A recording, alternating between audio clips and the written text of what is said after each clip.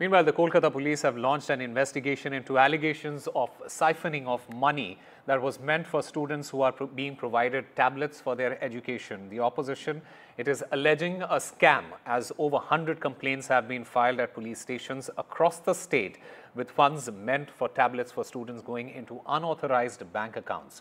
The Kolkata police have formed a special investigation team to look into these allegations that have emerged in the city as well. The West Bengal police, in the meanwhile, in a breakthrough with 2 more arrests have been made in the Chopra police station area of North Dinajpur district on Tuesday night.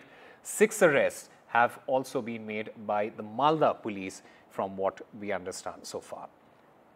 Tab নিয়ে seat গঠন করেছে এটা অ্যাডমিনিস্ট্রেশনের কাজ, administration করতে দিন। এটা media ট্রায়ালের ব্যাপার নয়।